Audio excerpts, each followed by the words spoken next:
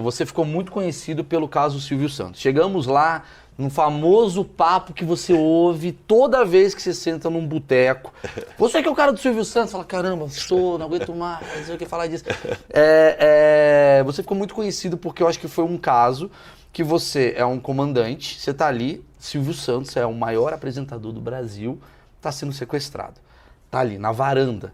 A situação toda... Na varanda não, antes, né? Ele tá ali, sequestrado. E você comandando isso em rede nacional. Como fica o tamanho do seu toba em relação a... Cara, se der uma merda aqui, eu tô fudido. Se for bom, beleza, eu vou comprar um carro novo. Mas se der uma merda, fudeu. Como é que fica... Cara.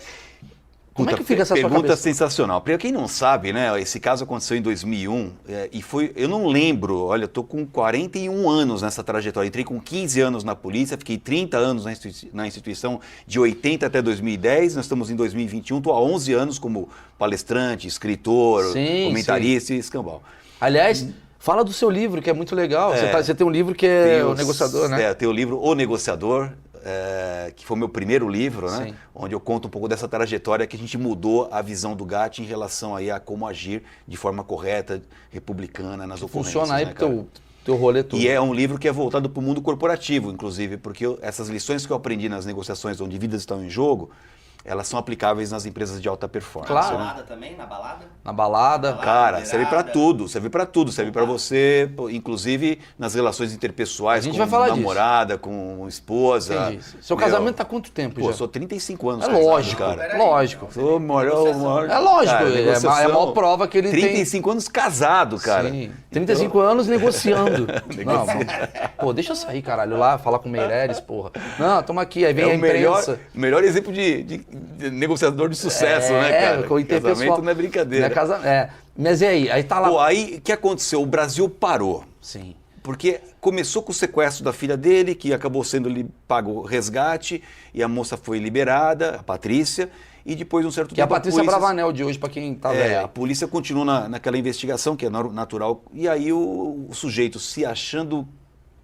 Né, com medo de que ele poderia ser pego pela polícia. Foi por isso, foi mesmo. Ele acabou, surpreendentemente, voltando para a casa do apresentador, ficou num terreno baldio lá, a moça saiu para colocar o lixo, ele rendeu a moça que era empregada, entrou e fez o Silvio Santos como refém. Quando isso aconteceu e se tornou público, ou seja, foi noticiado, cara, eu não lembro de um momento no nosso país que parou tudo, cara, parou, as emissoras pararam. Carol Conká no paredão. Talvez isso, foi a única... Foi isso, pode ser, pode ser.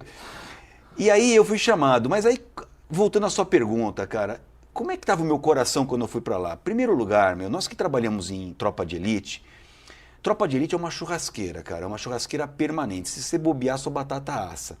Mas a gente sabe disso quando vai para esse tipo de negócio, quando vai para esse tipo de atividade, e consequentemente a gente é preparado para isso.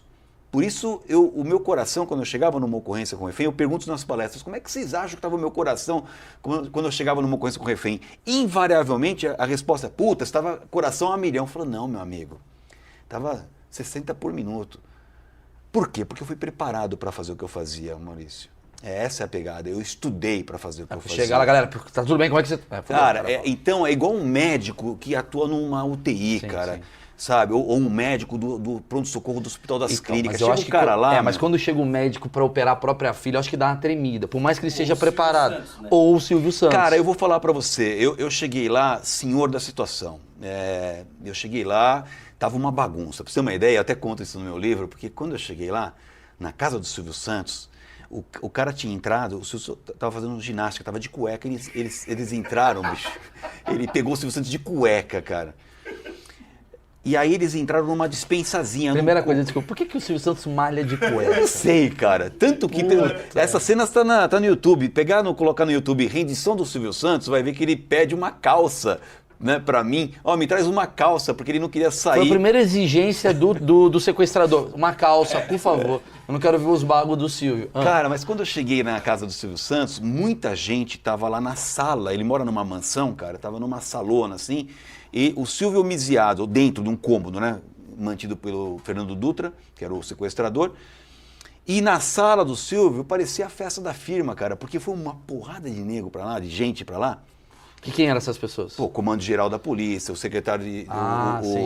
o assessor de imprensa do governador, o chefe da Casa Muito da hora. Militar. Tem um cara sequestrado, a galera, Era ó, no uma Vasco, e tudo cara acima de mim, hierarquicamente falando. Sim, sim. Quando eu entrei naquela sala, meu, que eu vi aquela... E você imagina Quantas que era... pessoas? Pô, de umas 30, cara. Caralho, Meu, hoje é considerada mas tem. aglomeração. E detalhe, cara... Câmera, não. Eu não posso falar 1 milímetro da boa vontade das pessoas que estavam lá. Todos foram lá para ajudar. Claro, claro. Mas é muita gente querendo ajudar. Cara, mas de boa intenção, a Sim. estrada do inferno é pavimentada, né, meu Sim, amigo? sim. Então, e aí eu cheguei lá, a primeira coisa que eu fiz, assim, eu, capitão, só tinha major, tenente-coronel, coronel, secretário de Estado. Chamei o comandante-geral, número 1 da polícia, chamei ele e falei, comandante, tem muita gente aqui. E aí, cara, eu falei de um jeito, na verdade eu fiz até uma técnica de ancoragem, não vou fazer com você por conta da Covid, tá? Mas eu peguei no braço dele, apertei. Que bom. Pra colar no cara, assim, ó. Comandante, tem muita... Eu olhei bem no olho dele e falei, PNL pura, tem muita gente aqui. Ele compreendeu na hora, e como eu era um cara que eu já tinha uma certa fama como negociador, eu tinha um certo respeito, e era uma doutrina, Maurício, que pouca gente conhecia de gerenciamento de crise, negociação, era algo meio novo pra gente aqui ainda. Mas o comandante botava fé no meu taco, e aí eu usei do galão dele, das estrelas dele, para poder tirar. Aí ele é um cara muito assertivo, era um cara, mudou, né? E falou assim, ó, você pode ir embora, você pode ir embora, você pode ir embora, secretário pode ir embora, assessor pode ir embora. Limpou. E ao tirar esse excesso de gente, o local ficou purificado e aí eu pude fazer meu trabalho. Até porque deve ser um desespero pro cara que tá sequestrando o Silvio Santos ouvir um bando de cochicho. Cara. Vai ter que pagar esse cara e matar. E aí aconteceu o segundo fato, que esse é surpreendente, porque nunca aconteceu isso na minha vida. Em geral, quando você está numa ocorrência com o refém, é o criminoso o cara com quem você negocia. E o refém está ali amedrontado, está ali quietinho, está com um monte de medo, fica ali, igual uma coisa fica ali, sabe? Maravilha, é o Silvio Santos que negociou com você. Vem cá, vamos lá. O Silvio Santos. Ele tem 1, 2, 3 PIN. Silvio Santos, o que ele fez, cara? Foi surpreendente isso. Eu nunca falei com o Silvio sobre isso. Eu falei com o Silvio só naquela ocorrência. Depois teve uma premiação por conta do resultado da ocorrência, né? O Silvio mandou um cara lá, que eu esqueci o nome, que era o Bambambam lá das empresas dele, para entregar uma carta, né? E ler uma carta numa cerimônia que nós fizemos aos policiais que tinham participado da ocorrência. Mas o Silvio, eu nunca falei com ele depois disso. Mas eu deduzo que o Silvio, o que ele fez lá dentro do cômodo? Ele percebeu, em primeiro lugar, ele não queria de verdade que nada de mal acontecesse com o garoto lá, que é o Fernando Dutra, o sequestrador. Ele não queria. Eu acho que não, porque ele é um cara que trabalha com gente, ele é um cara que vive com gente, assim, no sentido de profissional. Então eu acho que por mais que o cara tenha sido o autor do sequestro da filha dele e estava lá o mantendo como refém armado, eu acho que o ser humano Silvio Santos não queria que o cara morresse. Eu juro que eu preciso fazer essa pergunta. Você entrou na sala... Não entrei na sala. Ele estava momento. dentro de um cômodo, com a porta fechada. Eu negociava com o Silvio dentro do cômodo com o Fernando Dutra, e eu da porta aqui, falando com ele pela porta, mas sem contato visual, eu não via. Num corredor, assim. Era um cômodo, era um corredorzinho, na verdade, a sala grande assim, tinha um cômodo e uma porta, e era ali que eu E aí negociava. você falava, tudo bem, gente? Ó, Fernando, sou eu, Aí Luca... o Silvio, eu não falei uma vez com o Fernando, cara. Era o Silvio. Que Olha, ele me tá- apresentei. Quando eu cheguei lá, me apresentei. E teve um detalhe que é muito particular. Eu tive que me apresentar como Doutor Luca, não Capitão Luca, que eu era à época. E por que isso? Porque antes de mim, estava negociando o comandante-geral da polícia. Aí desceu, né?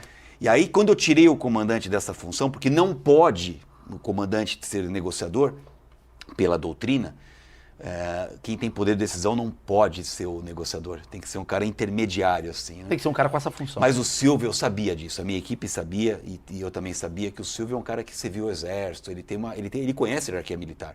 E aí, pensando nisso, eu não pude me apresentar como capitão, porque eu pergunto pra você, como é que você se sentiria tendo um coronel e depois entra um capitão? Rebaixou, né, cara? Agora tô vindo aí, é o estagiário Cunha. Aí eu tive que usar Os caras tão indo embora. Eu usei de um artifício que me surgiu na hora. Eu falei, não vou me apresentar como capitão, vou como Luca, doutor Luca, né? E aí ele me tratava por doutor Luca. E aí ele falou assim para mim, ô doutor Luca, já conversei aqui com o Fernando, é só trazer o secretário de Segurança Pública aqui no local, que eu já resolvi, tá tudo, só que eu não podia trazer o secretário, porque a doutrina não permite isso, cara. A doutrina não permite que a gente coloque uma autoridade executiva no meio da crise. Porque nós temos que pensar em cenários, Maurício. Se der uma bobagem, se acontece uma tragédia, uma Você morte... que trouxe a merda. Além do que a autoridade, ela passa a ser parte da ocorrência. Porque você não fudeu, né? Tipo, não, tem que ter alguém para ficar eu quero o isento. Axl Rose aqui, quero bater um papo. Quero o Neymar aqui. Pode, cara. Quero a Bruna Marquezine. Eu falei pro Silvio, Silvio, olha só, não tem necessidade. Nós estamos aqui, tá aqui o comandante da polícia, porque ele não foi embora, ele ficou ali, me cedeu o lugar de negociação. E aí o Silvio ele deu uma bravatada em cima de mim, sabe? Me deu uma lacrada, assim. Ele falou assim, ó, você não vai trazer o secretário, doutor Luca? Então tá bom, tem comida, tem bebida, tem água aqui, eu fico aqui. E aí eu tive que ir de novo com o sangue frio falar, então tá bom, Silvio. Daqui a pouco a gente volta a conversar. Deu um break na negociação. E por quê? Porque é estratégico. Quem está com uma arma na cabeça, quem está lá é ele. E o relógio dele gira de um jeito, o meu gira de outro. Sim. E aí foi quando, então, chegou uma ordem superior de que o governador estava indo para lá. E foi contra a minha vontade. Né? E aí eu tive que, embora contrário a isso... Era o Alckmin, né? Era o Alckmin. Totalmente contrário, totalmente fora da doutrina. Eu tive que depois dar muitas explicações por conta disso, mas devo admitir que a chegada do governador e da forma como nós conduzimos ali, acabou abreviando. Qual foi a minha estratégia? Eu tinha acabado de negar que não era para ir o governador. Na mídia? Que não era para ir o secretário. Eu brequei o Silvio. Mas na mídia, a mídia não sabia. Não sabia. Você falou, Silvio, não dá. Não falei não dá. Eu falei, Silvio, não tem necessidade e tal. E dei aquele breakzinho. Nesse meio tempo, chega a ordem que está vindo o governador. Que foi orientado para ir, ou que topou isso e predispôs aí. Eu não sei exatamente essa parte da história. Sei que quando ele chegou lá, eu tive que lidar com isso. E aí eu fiz a seguinte estratégia. Eu falei, voltei lá para o Silvio e falei, Silvio, olha só, tá todo mundo aqui imbuído para, né, tá todo mundo aqui focado para resolver essa parada com você, com o Fernando, tá todo mundo na boa. Você me pediu o secretário, é isso? Sim, eu falei com o secretário, se o secretário chegar aqui, tá tudo certo. Eu falei, não, só que é o seguinte, eu vou fazer melhor que isso. Vou trazer aqui o governador do estado, que já estava lá, né? Entendi. Aí que acontece? O cara me pediu o secretário para o governador, pô, cresci. Caralho. E aí acabou o problema. Aí o governador Você é a Carol Conká do bem, velho. Mas aí o governador chega? Chega, aí eu brifei o governador, falei, governador... Não vai fazer campanha, governador. Não é fazer campanha. Eu vou prometer 10 escolas. Não é para entrar na conversa com o Silvio. Eu falei, só vai me legitimar e devolver para mim. E o governador... Preciso entrevistar o Alckmin, mano. Geraldo Alckmin, eu queria bater um papo contigo sobre esse dia, porque não vou ficar falando de política... Não, ele foi correto, assim. Eu acho que foi muito mal orientado, ou se ele quis ir para lá, não devia, porque se acontece uma bobagem, acabou a carreira política do governador, claro. Ele vira parte da ocorrência, aí Mas vem cá, juridicamente dá problema.